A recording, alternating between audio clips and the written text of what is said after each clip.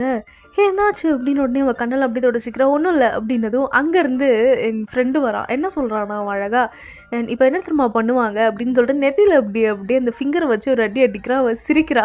"ஏய் என்ன பண்ற?" அப்படின்னதுக்கு, "ஆக்சுவலா அது மாரி சோகமா இருக்கப்போ அது மாரி பண்ணா நல்லா இருக்குமா? அண்ட் வந்து அந்த பெர்சன் வந்து அதுலருந்து வெளிய வந்துருவாங்களாம் கொஞ்ச நேரம்" அப்படின்லாம் சொன்ன உடனே, "அப்படியா?" அப்படின்லாம் பேசிக்கிட்டு இருக்க, "ஹானா" அப்படின்னு சொல்லி டக்கானி வந்து நிக்கிறான்.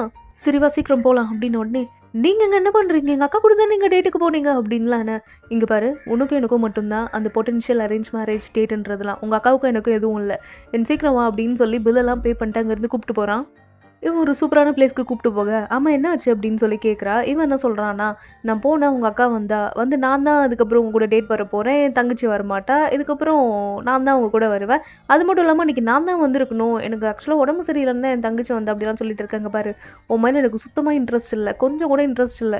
உன் தங்கச்சி தான் எனக்கு புடிச்சிருக்கு. அவ மேல தான் எனக்கு இன்ட்ரெஸ்ட்டா. அவ எங்க அப்படின்னு சொல்ல, "வாங்க நம்ம டேட்க்கு போலாம்" அப்படின்ன உடனே, "இப்போ நான் கேட்டதுக்கு பதில் சொல்ல போறியா இல்லையா?" அப்படியே ஒரு அதட்டுனதும், அது ஆக்சுவலா என் தங்கச்சி ஸ்கூல் முடிச்சுட்டு அங்க தான் இருப்பா அப்படின்னு சொல்லி இவ சொல்லிடுறா. "நீ என்ன பாதர் பண்ணிட்டே இருக்க" அப்படின்னு இவ சொல்ல. அதுக்கு அவன் என்ன சொல்றான் அப்படின்னா, "என்னது நானா? சொல்ல போணும்னா நீங்க தான் அது மாரி ஒரு ஃப்ராடுத்தனத்த பண்ணது. அண்ட் நீ வந்து உங்க அக்கா வந்து உன்னோட 7 வருஷம் பெரியவ. ஆனா அவளுக்கு பதிலா நீ ரீப்ளேஸ்மெண்ட்ல வந்திருக்க.